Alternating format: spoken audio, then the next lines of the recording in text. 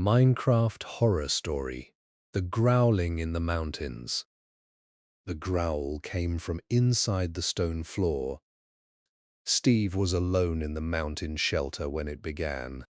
He had been placing coal in the furnace, trying to dry his leather boots after a long walk through snow when the first low sound moved under the room. The floor shook. Dust fell from the cobblestone walls. The water in his bottle trembled on the table. Then everything became still.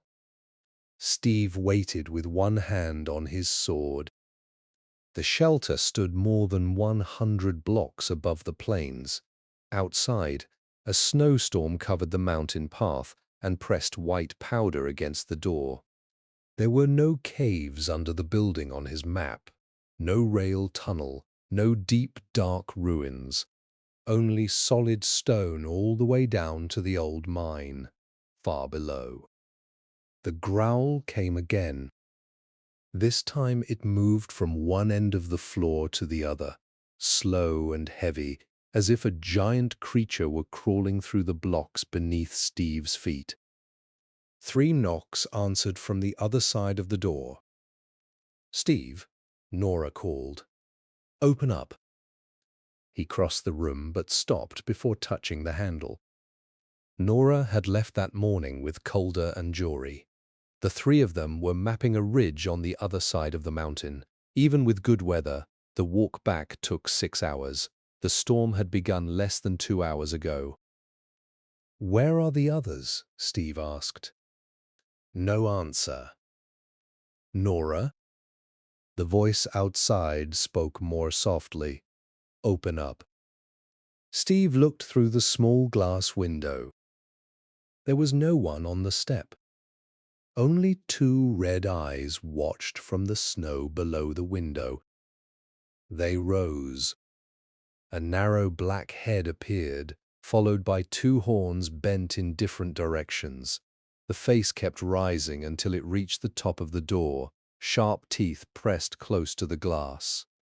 The creature was almost 4 blocks tall, with a chest like an empty cage and arms long enough to touch the ground.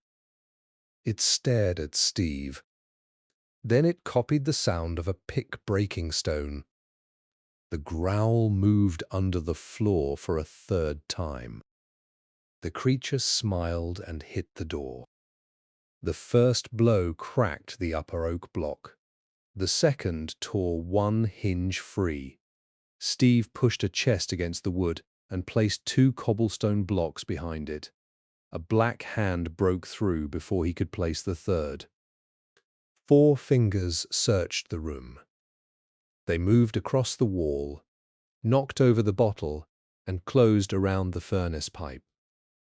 Steve struck the wrist with his iron sword. The creature flashed red and screamed. The sound was not like any goat. It was a deep roar mixed with the noise of stone grinding against stone, the arm pulled away. Steve ran to the rear wall, broke 2 cobblestone blocks, and crawled into the storm. Wind pushed him sideways. He could see only a few blocks ahead. The shelter stood on a narrow ledge, with a cliff rising behind it and a steep drop in front. Steve placed blocks under his feet and climbed toward the roof. The front door burst open. The goatman stepped inside. Steve pressed himself against the outside wall. Through the hole he saw it move around the room. It bent under the low ceiling, head turning at every sound. It lifted his bottle and smelled the water. It touched the warm furnace. Then it crouched beside the spot where Steve had been standing when the first growl came. The creature put one ear against the floor. Another growl passed through the mountain. The goatman's head snapped toward Steve's hiding place. He jumped from the ledge. Powdered snow broke his fall. He sank beneath the white surface, held his breath, and stayed still. Hooves landed somewhere above. Long fingers moved through the snow, feeling for him. Steve saw only darkness, and small blue squares of cold light. His heart began to freeze. He wanted to dig out, but the claws were too close. A goat called from farther down the slope. The fingers stopped. The goatman moved toward the sound. Steve broke through the side of the snowbank and slid down the mountain. He hit stone, rolled over a spruce log, and fell into a narrow cut between two cliffs. Behind him came a roar. The creature was following. Ahead, a lantern swung in the storm. "Steve," Nora's real voice shouted. She stood beside a dark mine entrance with Calder and Jory.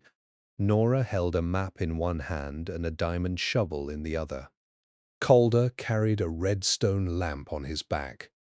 Jory had an iron axe raised above his shoulder. Steve reached them inside. "What is that?" Calder asked. The goatman appeared on the ridge above. It dropped onto all fours and ran down the cliff. The four players entered the mine. Jory pulled a lever beside the doorway. A piston gate of iron blocks slammed shut just as the creature struck it. The impact threw sparks from the redstone line. For several seconds, no one spoke. The goatman scratched the iron from outside. Then Nora looked at Steve. "How did it know your name?" "The expedition." 6 days earlier, Steve had joined Nora, Calder, and Jory at the foot of the northern mountains. Nora was a cartographer sent to finish a map that had remained blank for years. Calder was a miner who knew how to repair old rails and redstone engines. Jory was a hunter from a village near the frozen sea. Their goal had sounded simple: cross the mountain range, find the abandoned High Ridge outpost, and restart its signal lamp. Once lit, the lamp would guide traders through the safest pass. People had stopped using the pass 20 years before. Snowslides had damaged the road, and miners had closed every tunnel beneath the outpost. No written record explained why the entire place had been left. The last map simply marked the mountain with a black square and one word: Silent. The first 2 days passed without trouble. They climbed through spruce forests, slept in stone huts, and marked safe water sources. On the third day, all the goats in Jory's herd refused to continue. The animals gathered at a frozen stream and stared up at the highest peak. No lead could pull them across. Jory had no choice but to leave them inside a fenced shelter with food.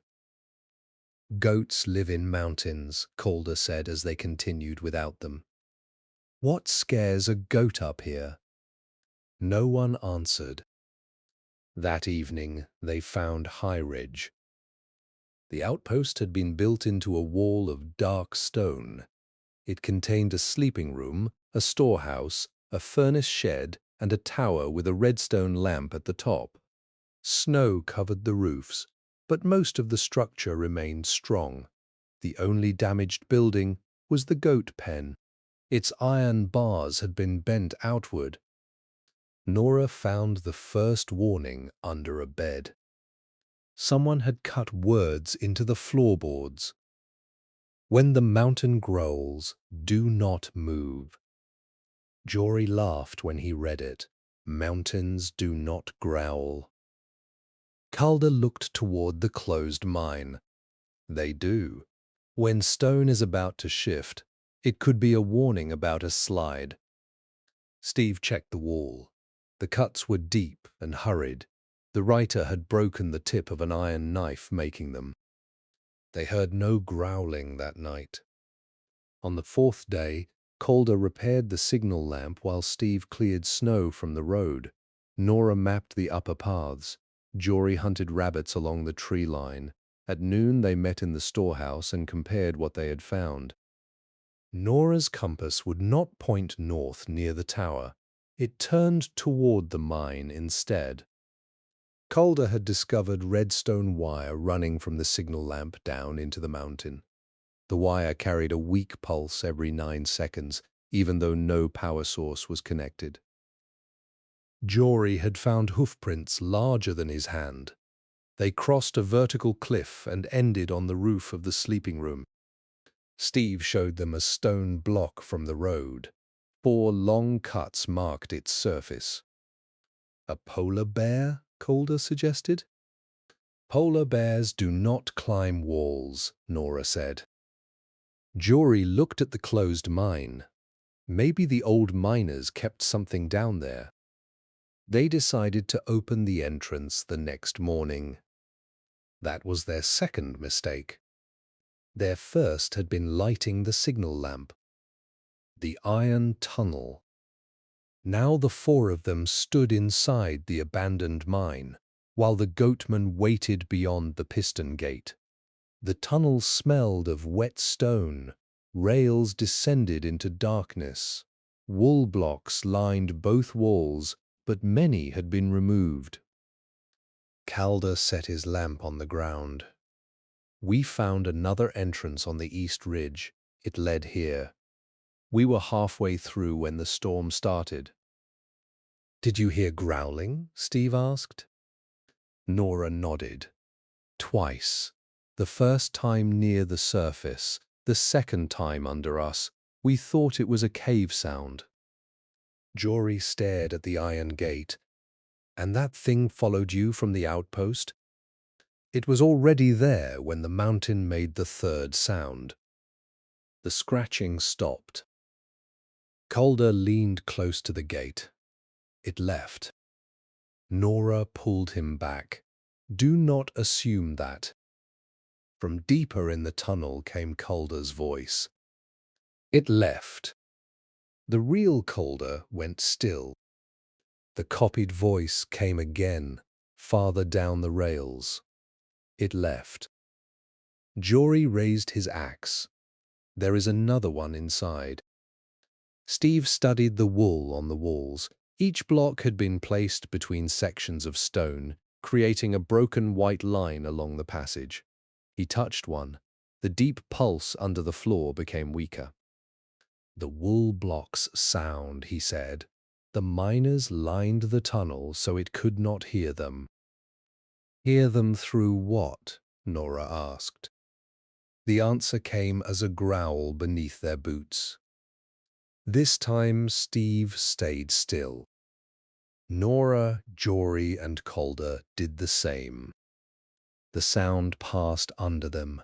It entered the walls and faded toward the surface. In the dark tunnel ahead, 2 red eyes opened. The goatman had not entered through another door. It had already been inside, waiting without moving. Calder screamed and stepped backward. The creature charged. Steve placed 3 wool blocks across the rails. Nora pulled Calder behind them. The goatman reached the white line and stopped so fast its claws cut the floor. It tilted its head. Steve could see its face, but it seemed unable to see him. Jory threw a piece of cobblestone down a side tunnel. The block hit the ground. The goatman ran after the sound and disappeared. "It does not see well," Nora whispered. "It saw me through a window," Steve said. "After the mountain growled. Maybe that sound shows it where things are." Calder looked at the missing wool sections. "Then every time we removed a block for a bed, we opened its path." During their first night in the outpost, they had taken wool from the mine entrance because the sleeping room was too cold. They had removed 12 blocks. 12 holes in the only wall that hid them. The group walked deeper, stepping only on wool. They did not speak. Steve placed new blocks across every missing section. In places where they had no wool, they used carpet from Nora's pack. The copied voices followed from side passages. "Steve, wait." "Nora, I found the map." "Jory, help me." "Calder, it left." Each voice came from someone walking beside them. The words changed when no one answered. It copied animals. A wolf whined in the dark. A goat called from behind a wall. A chicken clucked under the rails. Then it began copying blocks. A chest opened. A lever clicked. A pick struck iron. TNT gave a short hiss and stopped. The sounds came from every direction. They reached a room with a wooden door. Wool covered its floor, walls and ceiling. A sign above the entrance read "Listening Room." Inside stood an old table, 4 chairs, and a bank of note blocks connected to redstone repeaters. A map of the mountain covered one wall. Thin red lines showed tunnels not marked on Nora's map. They met in a large chamber below the highest peak. Beside it hung a list of rules. First growl, it wakes. Second growl, it listens. Third growl, it knows. Wool hides steps. Snow hides heat. Water hides breath. Bells draw it. Doors do not stop it. Nora traced the red lines. These are sound tunnels. The growl travels through them.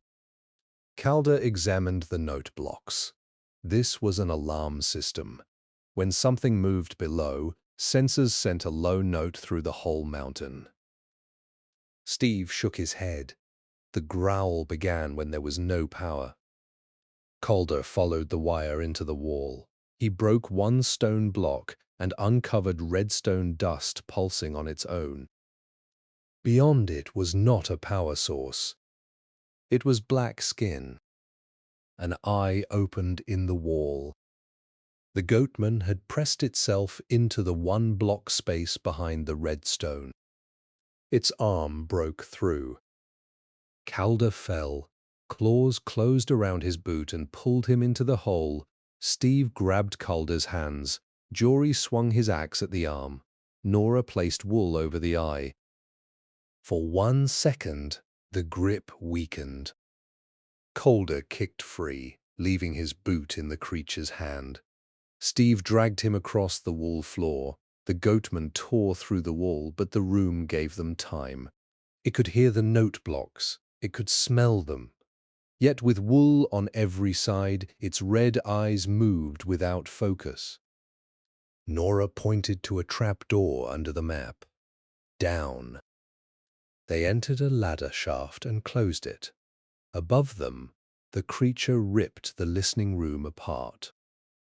At the bottom, the shaft opened into a mine shaft full of rails and support beams. Steve checked Calder's ankle. 3 cuts crossed the leather, but he could walk. It was in the wall, Calder said. It knew exactly where I would break the block. It copied the redstone pulse, Nora replied. It wanted you to find it. Jory looked up the ladder. Then it can plan. The mountain growled for a second time. No one moved. Far above, the goatman stopped tearing through the room. It was listening. The miners' camp. The lower mine shaft had not been abandoned in a hurry. Tools rested in racks. Minecarts stood on the rails. Food remained sealed inside barrels. It looked as though the workers had set down their picks at the end of a shift and never returned. Names on the bunk room wall showed that 17 miners had lived there. Steve found 17 helmets, 17 bedrolls, and 17 sets of tools. But there were 18 chairs around the long table. The last chair was much taller. Its seat had been cut away to make space for backward-bending legs. Deep marks covered the arms. A bowl sat on the table before it. Someone had filled the bowl with wheat and sweet berries. Jory touched the dry food. They fed it. Nora searched the camp records. Most described normal work. Rails repaired, coal counted, water tunnel cleared. Then the entries changed. Day 41. Singing heard in North Shaft. No worker admits it. Day 43. Tall goat at edge of lamp range. Does not attack. Day 44. Left wheat near shaft. Wheat gone. Day 49. It followed Harl through cave-in and pulled him free. Day 53. We call it the guide. It knows unstable stone. Day 61. Signal lamp installed on peak. Guide hates the bell circuit. Day 62. First growl. Day 63. 2 missing. The final page had been written by the outpost keeper. The signal system hurt it. We thought the growls came from the mountain. They came from the guide. Each pulse passed through its body and returned stronger. The sound changed it. It could no longer tell warning from pain or friend from threat. We closed the tunnels, but the lamp still sends the pulse. If anyone restarts it, the guide will wake and follow the sound to the surface. Steve remembered Calder's report. The signal lamp pulsed every 9 seconds. They had restarted it the day before. We need to shut down the lamp, Nora said. We need to get out, Jory replied. The pulse travels across the whole range. It will follow us. Calder studied the red lines on the copied map. There is a central engine below the peak. The surface lamp only controls it. If we break the engine, the growling stops. And where is the engine? Steve asked. Calder pointed to the large chamber at the center of the map. The same place every sound tunnel met. Jory stood. That is where the creature lives. A goat called from the corridor. It sounded weak and hurt. Jory moved toward the door. Steve blocked him. Your animals are at the frozen stream. One could have followed. The call came again. Jory had raised those goats from birth. Steve saw the choice on his face. He knew it was a copy, but some part of him needed to look. We checked together, Steve said. They placed wool in front of the doorway. Nora opened it 1 block. A young brown goat stood on the rails.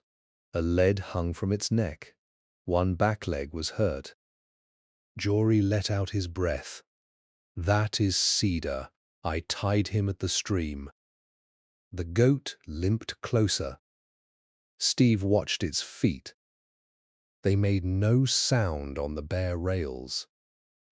Close the door, he said. The animal's body stretched upward. Jory slammed the door, but a horn entered the gap. Wood split.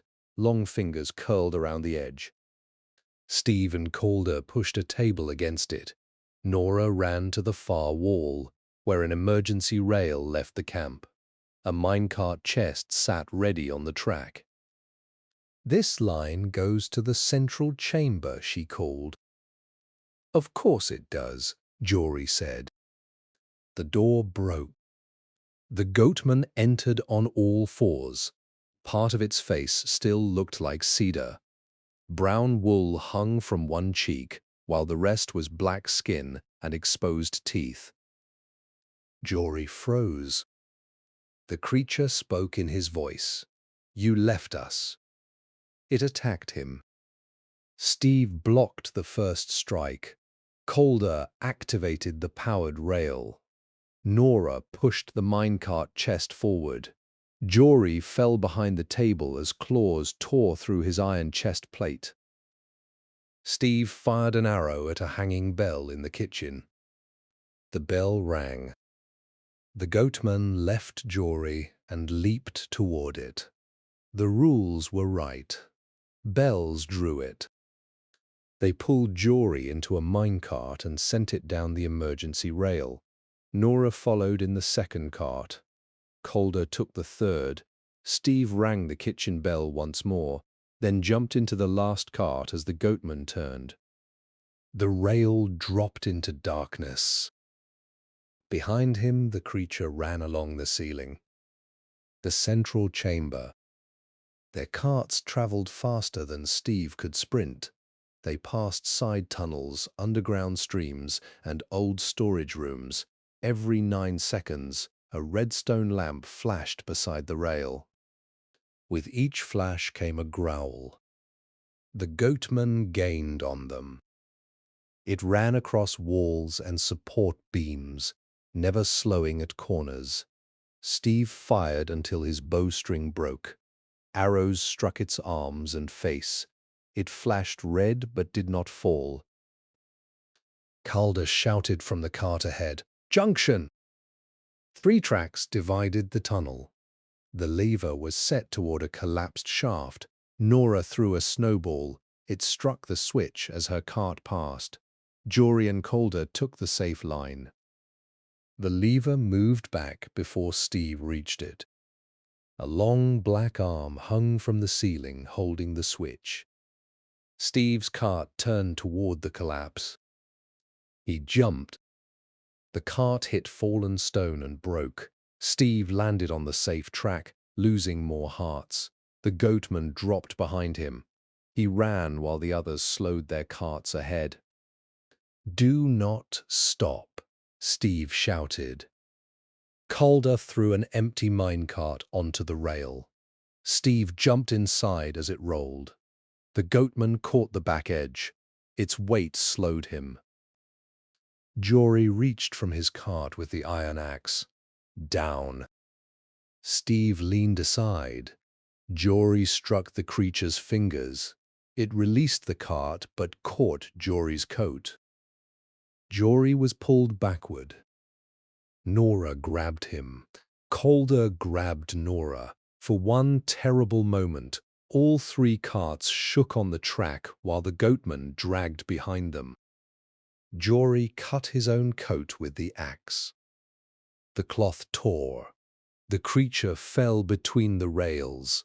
Their carts rolled into the central chamber. The space was wider than any cave Steve had seen. The ceiling disappeared above the lantern light. Stone bridges crossed a black drop. Redstone lines covered the walls like glowing roots. At the center stood a tower of note blocks, copper pipes, observers, and bells. The machine reached from the cave floor to the peak far overhead. Every 9 seconds, all the observers flashed. The bells did not ring. The note was too low. It entered the stone as a pulse, shaking the entire mountain. The goatman screamed from the tunnel. It had reached the 3rd growl. Now it knew where they were. Calder ran to the engine. "The main power line is under the center platform. We can break it, but the machine will fall." Nora looked at the bridges. "Will the mountain fall with it?" "Possibly." "A fine detail to discover now," Jory said. Steve looked for another exit. 2 tunnels left the chamber. One rail climbed toward High Ridge. The other descended toward the southern plains. An iron gate blocked the lower track. "Can you open that?" he asked. Calder followed his finger. "The gate needs power from the engine. We have to open it before we shut the system down." They made a plan.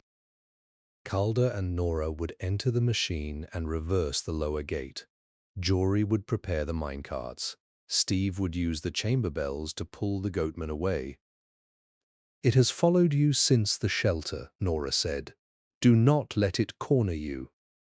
Steve picked up a loose iron sword from the rail. "I had not intended to." The goatman stepped into the chamber. Its head nearly touched the lower bridge. Arrows and cuts covered its body. One side of its face still wore the brown wool of Jory's goat. Red eyes searched the cave.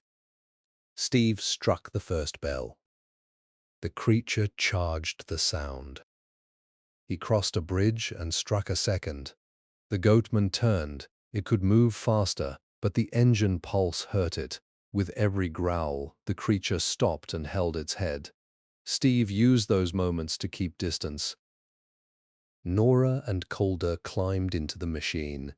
Jory pushed 3 minecarts onto the southern line and filled the furnace cart with coal. Steve rang a third bell. The goatman did not follow. It had learned the pattern. Instead, it jumped to the machine. "Calder!" Steve shouted. Calder looked down as the creature climbed the tower. Nora pulled a lever. The southern gate began to rise, 1 block at a time. Jory fired his crossbow. The bolt struck the goatman's back. It turned and leaped from the tower to the rail platform. The machine growled again. The creature's red eyes moved to Jory. Jory rang the handbell at his belt. "Come on," he said. He ran onto the longest bridge. The goatman followed. Jory looked at Steve. "Get them out. Come back. The gate needs time." He struck the bell again and backed toward the far end. There was no other path from that bridge. The goatman crawled closer. Steve ran toward them, but Jory kicked a lever beside the bridge. Pistons pulled the first 3 blocks into the wall. A gap opened between him and the center platform. "I left my goats once," Jory said. "I am not leaving people." The creature reached him. Jory threw the bell over the edge. The goatman jumped after the sound. Its arm struck Jory as it fell. Both vanished into the black drop. No impact came back. Nora shouted Steve's name. The southern gate was open. Calder had exposed the engine's power core, a column of redstone blocks surrounded by observers. "Break it now," he called. Steve struck the nearest block with an iron pick. Cracks spread slowly. Redstone needed the right tool, and his pick was almost broken. Nora joined him. Calder pulled wires from the rear of the column. The engine pulsed. The third growl became a roar. Every bridge shook.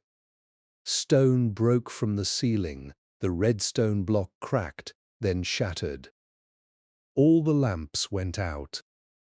The mountain became silent. For the first time since the shelter, Steve heard only breathing. Then the handbell rang below them. Once. Twice. Jory's voice rose from the drop. "It is gone. Help me." Nora stepped toward the edge. Steve caught her arm. No. He could be alive. The bell rang a third time. The goatman climbed over the edge wearing Jory's torn coat. Its face had changed again. One eye was red, the other looked human. The last rail. They ran for the minecarts.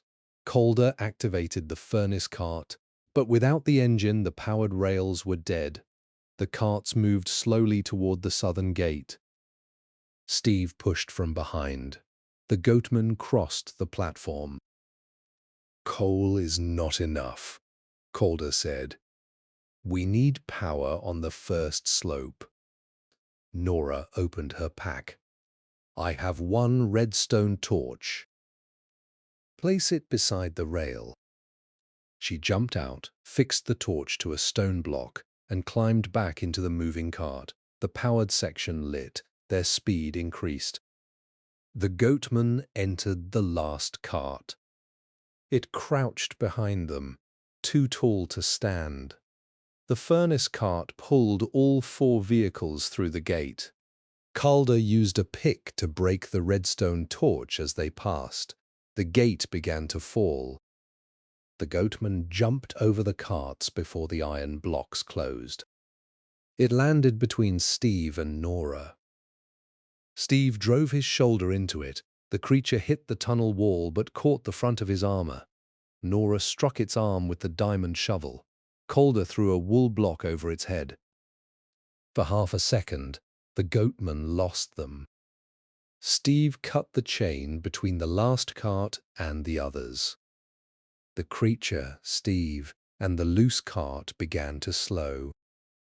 Nora reached back. Jump. Steve tried, but the goatman held his armor. The faster carts moved away. Darkness filled the gap. Steve could hear Nora shouting, then only the furnace cart fading down the tunnel. The wool fell from the creature's head. One red eye opened. Without the engine pulses, it did not know exactly where Steve stood, but he was trapped in a minecart less than 1 block away. He could not stay still forever. The cart rolled to a stop. Steve held his breath. The goatman felt along the seat. Its claws touched his iron chest plate. It leaned closer and smelled the air. Water hides breath.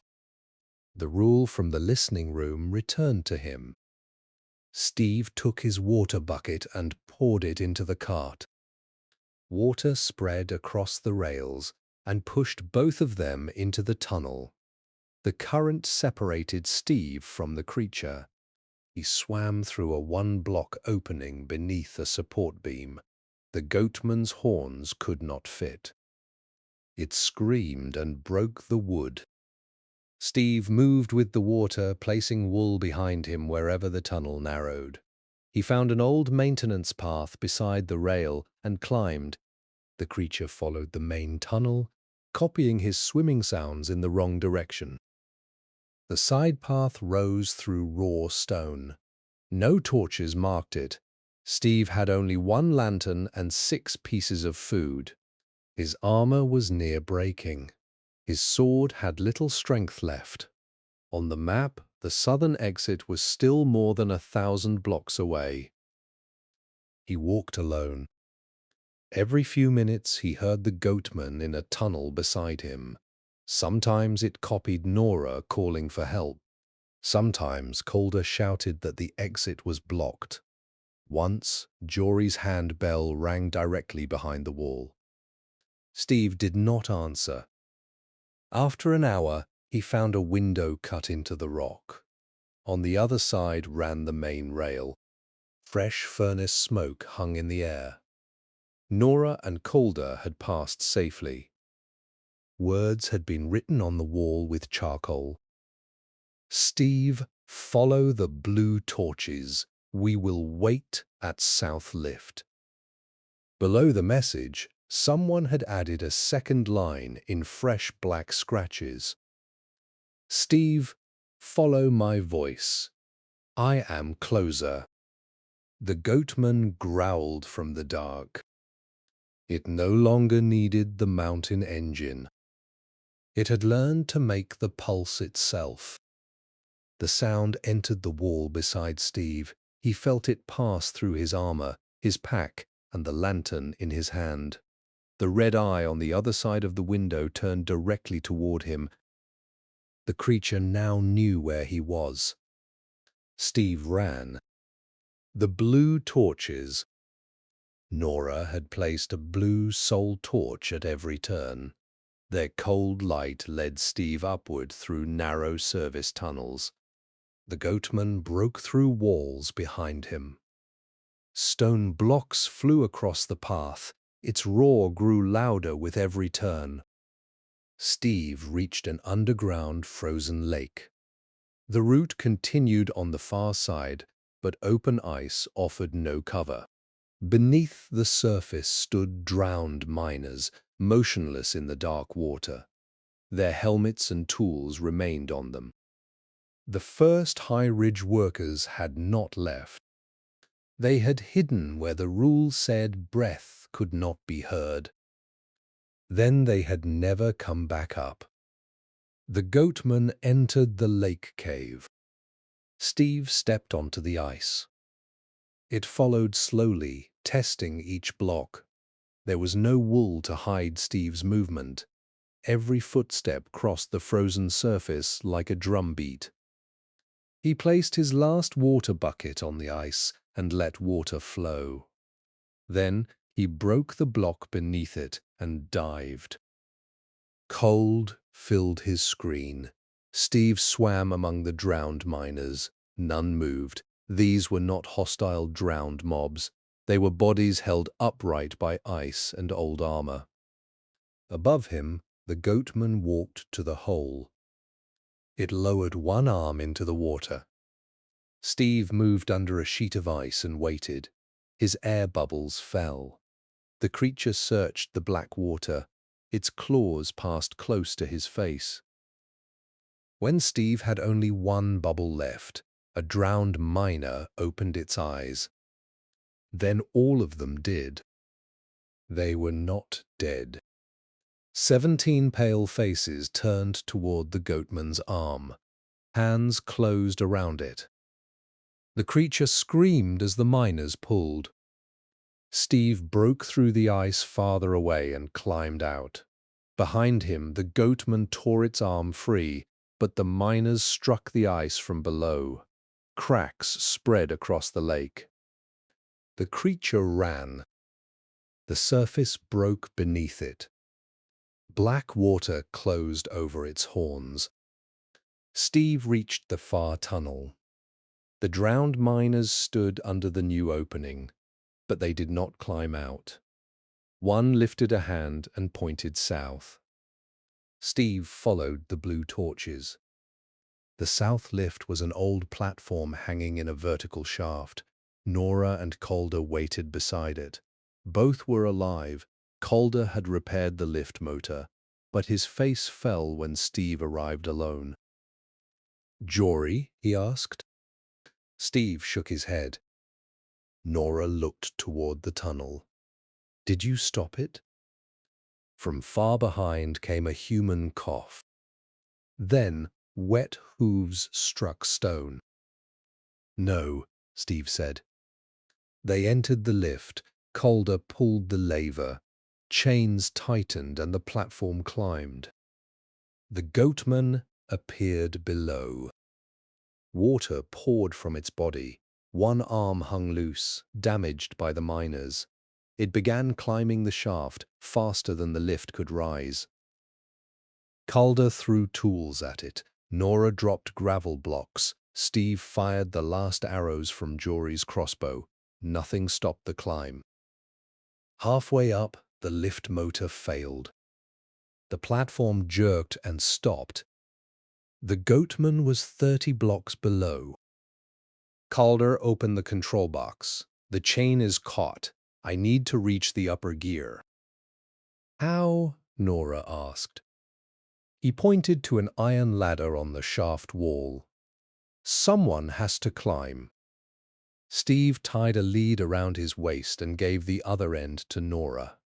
He jumped from the platform, caught the ladder, and climbed. The goatman reached the underside of the lift. Its claws came through gaps in the planks. Nora and Calder struck them away. The whole platform shook. Steve reached the gear. A piece of chain had folded between two teeth. He used his pick, but the iron would not move. The creature pulled itself onto the platform. Calder stepped between it and Nora. He held a redstone torch in one hand and a piece of TNT in the other. "Fix the gear," he called up. "Do not light that," Steve said. Calder smiled. "I spent my life opening mines. I can close one." He placed the TNT against the shaft wall and lit it. Nora climbed onto the side ladder. The goatman caught Calder by the shoulder. Steve broke the caught link. The gear turned. The lift rose, carrying Calder and the creature toward the burning TNT.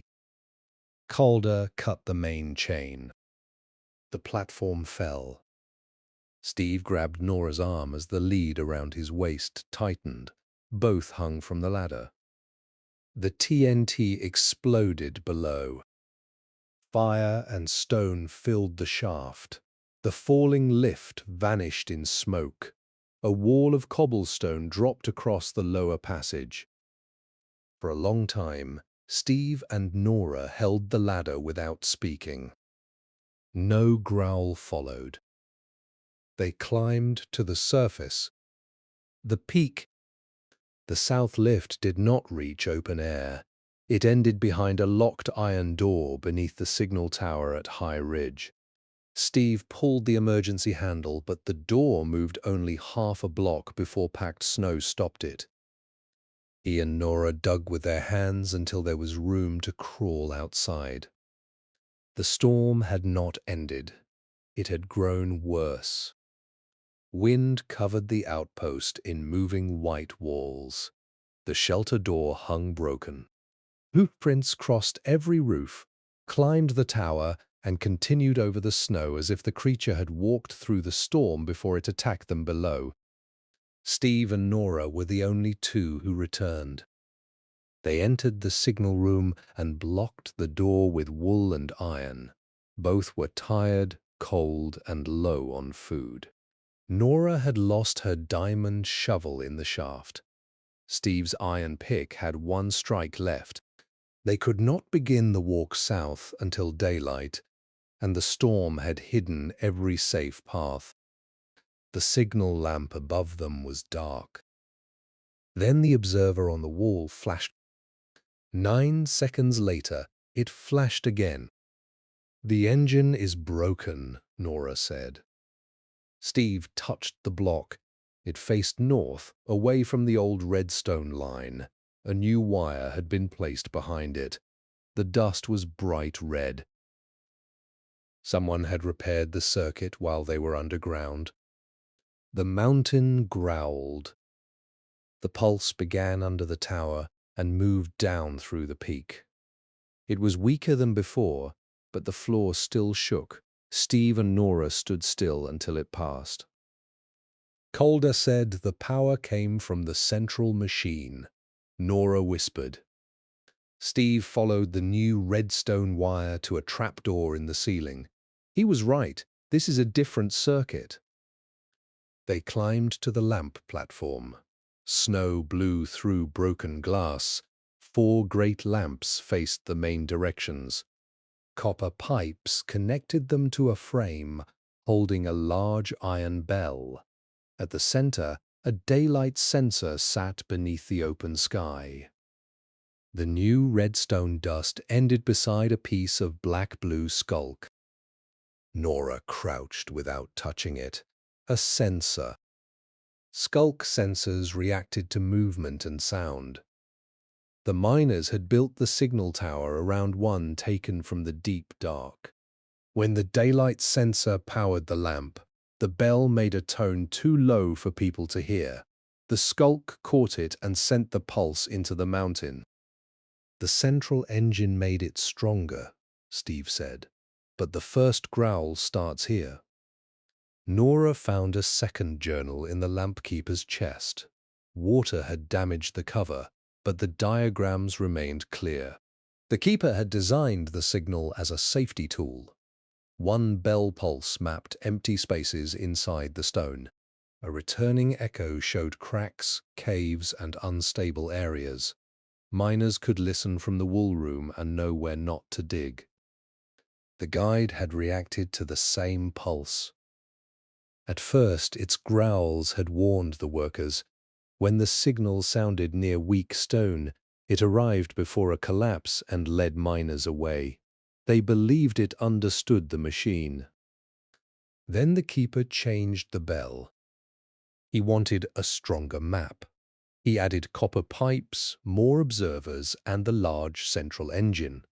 The new pulse traveled far beyond High Ridge. It hurt the creature each time it passed. When the miners refused to turn it off, the guide attacked the source.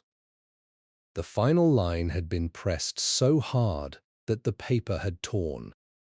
We made the mountain scream and blamed the thing that screamed back. Nora closed the book. Calder said the engine might bring down the mountain if this sensor sends another pulse into damaged stone. The peak could collapse. We have to remove it. Steve placed wool around the skulk. The flashing stopped. A second observer lit on the far side of the tower. Then a third lit below the floor. The keeper had built backups. The low bells sounded again. The entire range answered. This growl did not move in one direction. It came from every peak at once. Snow fell from the ceiling. A crack opened in the tower wall. From the lower room came 3 knocks. "Steve," Calder called from behind the iron door. "Open it." Nora covered her mouth. "Steve," Jory's voice said. We climbed the old lift. Claws touched the other side of the door. The goatman had survived the explosion. Its body struck the iron. The wool blocks around the frame softened the noise, but could not stop the hinges bending. Steve searched the keeper's diagrams. 7 observer symbols formed a circle around the tower. To stop the signal, they had to break every block or disconnect the iron bell. Their picks could not break the bell frame fast enough. "We draw it away first," Nora said. She opened a supply chest and found 8 small copper bells meant for pack goats. Steve collected leads from the pen. Together they hung the bells along a rail maintenance line that ran from the signal tower to a snow shed near the western cliff. A furnace cart at the start could pull them like a moving chain. Each bell would sound at a different point along the track. Steve laid wool carpet from the tower to the maintenance lever. Nora connected the cart without stepping off it. They moved in silence while the creature hit the door. The upper hinge broke. 1 black finger entered the room. Steve reached the lever. "Ready?" Nora nodded. He pulled it. The furnace cart began to move. The first copper bell rang under the tower window. The goatman stopped attacking the door. The second bell rang 10 blocks west. Claws moved across the outside wall. The third sounded near the goat pen. The creature crossed the roof. Steve saw 1 red eye pass the broken glass. The bells led it away from the tower. "Now," Nora said. They split up. Nora followed the keeper's map to the 3 lower observers. Steve climbed the outside ladder toward the iron bell. Wind nearly tore him from the rungs. The bell hung above the lamp platform, 2 blocks wide and fixed to a copper frame. Redstone wire ran from its clapper into the roof.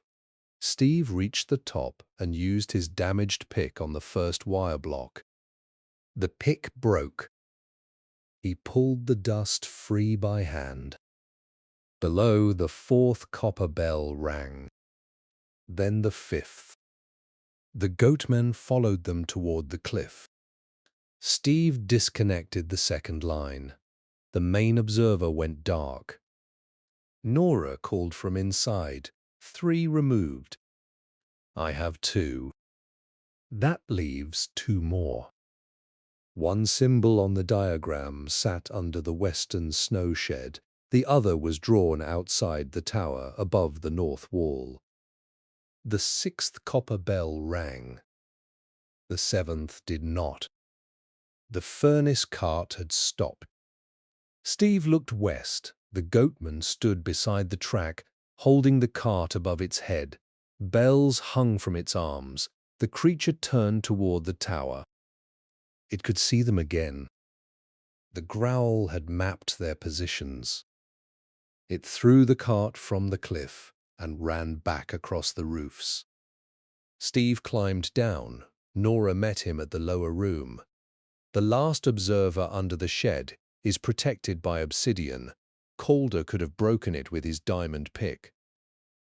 We cannot. Then we break the bell. The goatman crashed through the tower window. They ran up the stairs. The creature unfolded inside the narrow room. Its horns cut the ceiling. One arm dragged behind it, but the other reached from wall to wall. Nora threw a wool blanket over the skulk sensor. Steve struck the large bell with his sword. The bell rang at full volume. The goatman screamed and climbed after them. Steve hit the bell again. The sound hurt the creature, but it also powered the hidden observer. The mountain growled, cracks spread across the peak, a wall of snow broke loose above High Ridge and began sliding toward the outpost. One more hit will bring the frame down, Steve said. It may bring everything down. The goatman reached the lamp platform. It copied Calder's voice. I spent my life opening mines. Then Jory's, I am not leaving people. It used their last words because it knew those voices would make Steve hesitate. Nora rang one of the small goat bells beside the east window. The creature turned. Steve struck the main bell a third time. The iron frame broke. The bell fell through the tower floor. Copper pipes tore loose. Observers flashed in a wild pattern. The skulk sensor burned white and went dark. The final growl began. It was louder than the others. Glass left in the windows shattered. Every lamp burst. The pulse traveled down into the damaged central chamber. Deep below, Calder's TNT line exploded a second time. The mountain shifted. Steve and Nora jumped from the tower onto the snow-covered roof. The goatman came after them. Behind it, the iron bell crashed through floor after floor until it entered the lift shaft. The snowslide hit High Ridge. White blocks filled the space between buildings. The sleeping room disappeared. The furnace shed broke apart. Steve and Nora ran across the roof toward the old goat pen, but the moving snow carried them west. The goatman moved through it without slowing. Only its red eyes and horns showed above the white surface. Nora reached the pen and held an iron bar.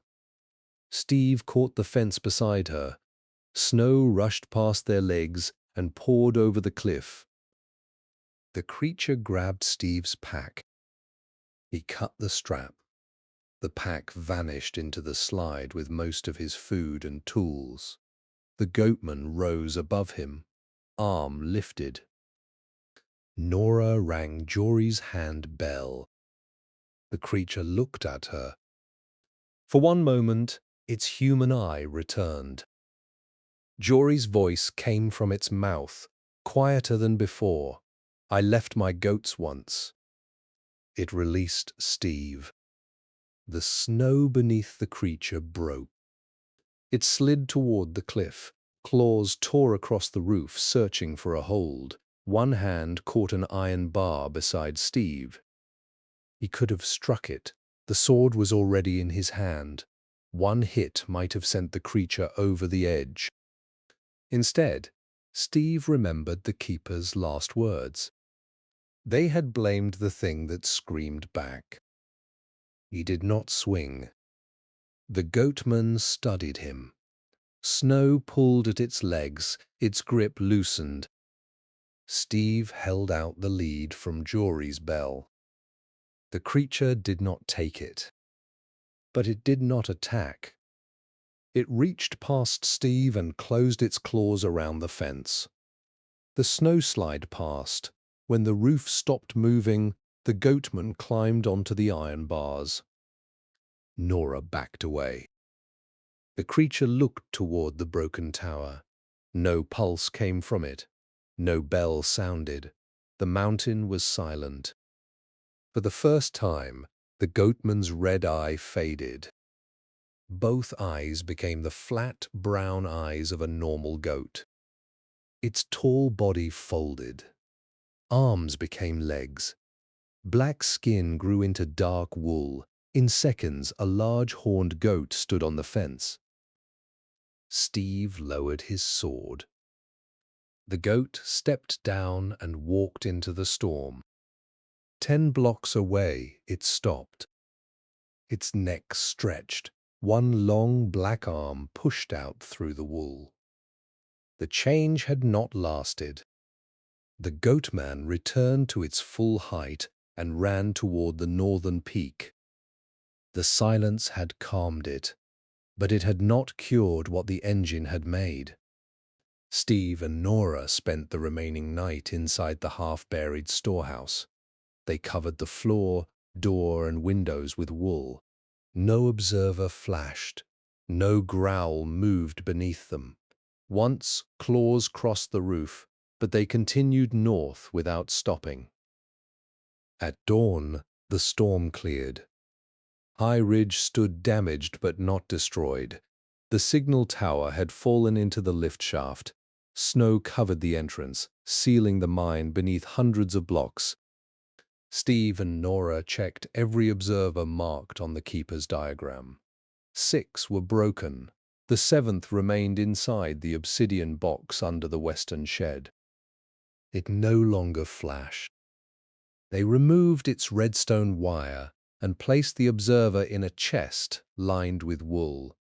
Then they buried the chest outside the outpost, far from the old signal network. Before leaving, they searched the buildings for anything that could prove what had happened. Nora recovered the keeper's journals and wrapped them in waxed cloth. Steve found Calder's first repair plan under the furnace table. Jory's spare leads still hung in the goat pen. In the sleeping room, the warning under the bed had changed. The old words remained, "When the mountain growls, do not move." Below them, 4 new lines had been cut into the wood. Steve moved. Nora moved. Calder fell. Jory rang. The cuts were fresh. Snow dust still lay inside them. Nora touched the last line. "It was here while we were below." Steve checked the windows and roof. "It repaired the signal, wrote this, and waited for us to return." "Why list what we did?" He looked toward the buried mine. "Maybe it remembers people by sound." They broke the marked floorboard and carried it with the journals. Leaving those names in the outpost felt too much like leaving an invitation. At the tower ruins, Steve heard a weak metal tap under the snow. He dug until he found a section of the lift chain. Calder's redstone torch was fixed to one link, still burning despite the explosion. Beside it lay Jory's iron axe. There was no sign of either player. Nora wanted to dig farther, but the shaft walls had folded inward. Removing one block could bring the rest down. They placed 2 signs on the surface, one for Calder and one for Jory, and covered them with a small roof of dark oak. As Steve set the final block, someone knocked beneath it. 3 slow taps. Nora lifted her shovel. Steve placed a wool block over the spot. The tapping stopped. "That could have been them," she said. "Or it could have learned one more sound." Neither choice felt right. They waited beside the shaft for an hour, listening through wool. No voice called, no tool struck stone. When Steve finally removed the block, only cold air came through the cracks. They left both signs in place. Nora added all 7 sound routes to her new map. 6 ended at sealed tunnels. The 7th ran beyond the northern border, under peaks no cartographer had crossed. At its end, the keeper had drawn a small black circle. "Another engine?" Steve asked. "Or another listening room?" They chose not to find out. Some blank parts of a map were warnings, not invitations. Steve rebuilt the outpost door with iron blocks. Nora placed signs along every lower path. No signal, no mining, no bells. At the main road, Steve added one more. "If you hear a friend in the storm, make them say where you last saw them." It would not stop the goatman from copying voices, but it might give a traveler 1 extra second to think before opening a door. In the mountains, 1 second had been the difference between a warning and a grave. Nora finished the map. She marked the southern rail as closed, the mine as dangerous, and the entire mountain pass with the same word used on the old map. Silent. They returned to the frozen stream to find Jory's goats. The fence was open, most had scattered into the forest. Cedar, the brown goat whose form the creature had copied, stood beside the water. The real animal was unhurt. Around its neck hung Jory's handbell.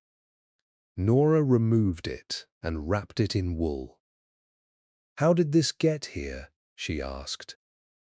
Steve looked at the hoofprints. They led down from the mountain, crossed the stream, and ended beside Cedar. "It brought it back," he said. "Why?" He remembered the miners calling the creature the guide. Before the signal changed it, the tall goat had warned people about falling stone and pulled one man from a cave-in. Some part of that older creature might still live inside the hunter. Or it wanted them to think so. They left High Ridge before the next night. Steve walked behind the goats while Nora led them south. He expected red eyes between the trees. He expected copied voices in the wind. None came. At sunset, they reached the lower shelter where the journey had begun. Stone walls and an iron door protected it. Steve placed wool over the floor before sleeping. In the middle of the night, something growled beneath the building. Steve and Nora did not move. The sound passed under them and faded north. No goatman appeared. In the morning, a single message had been cut into the outside wall. No more bells. Nora wanted to return to the nearest village and warn every trader. Steve agreed, but first they sealed the map, the handbell and the last observer in separate wool-lined boxes. They did not ring the bell. They did not power the observer. They did not say Jory's or Calder's names near either item. For almost a year, the northern mountains remained quiet. No trader used the old pass. No miner reopened the tunnels. Snow covered High Ridge until only the signal tower showed above the drifts. People told the story of the Growling Mountain, and for once they listened to the warning. Steve moved south and built a small base beside a river. Nora sent him new maps every few weeks. Each showed the north as an empty white space. Then one map arrived with a black line across it. The line began at High Ridge and ran south through forests, rivers, villages, and plains. It ended at Steve's front door. On the back, Nora had written a message. "I did not draw this." That night, Steve heard a pick strike stone under his house. 1 hit. 2, 3. He lifted the wool carpet. A crack had appeared in the floor. Cold air moved through it. Steve broke 1 block and found the wool-lined chest he had buried months before. The lock was open. The old observer was gone. From deep below came a weak redstone pulse. 9 seconds later, the mountain growled. There were no mountains near Steve's home. The sound moved beneath the river, crossed the field, and entered the forest. Every goat in the pen woke and stared at the trees. 2 red eyes opened between the trunks. They were lower than before, close to the ground. Then they began to rise. The goatman stepped into moonlight. It wore Jory's torn coat. Calder's redstone torch burned between its teeth. 1 arm still hung at a wrong angle from the frozen lake. Black dust from the lift explosion covered its chest. It had followed the sound all the way south. Steve reached for his sword. The creature did not attack. It placed the missing observer on the grass. The block flashed once. A distant growl answered from the north. Then another answered from the east. Another came from the west. Nora's map had not shown the path of one creature. It had shown a line connecting every place where the pulse had woken something under the stone. The goatman opened its mouth and spoke in Calder's voice. The engine was not in the mountain. It changed to Jory's voice. The mountain was one part of the engine. Then it used its own voice, deep enough to shake Steve's windows. Now the others hear you. Red eyes opened across the forest. Steve placed wool over the observer. The pulse stopped. 1 by 1, the distant growls faded. The eyes between the trees closed, but the goatman in front of him remained. For a moment it looked past Steve at the warm house, the safe animal pen, and the flat land with no cliffs to climb. Its human eye closed, only the red one stayed open. Then it picked up the wool-covered observer and walked back into the forest. Steve did not follow. He knew where it was going. Back to the northern range, where 17 miners still waited beneath the ice, where a broken lift lay under stone, and where a silent tower stood above tunnels that should never be opened. By sunrise, the black line on Nora's map had changed direction. It no longer ended at Steve's house. It moved north again, following the creature. Steve added 1 final warning beside High Ridge. If the mountains growl, stand still. Then he covered every stone floor in wool, removed every bell within hearing distance, and waited for the line to stop moving. It never did.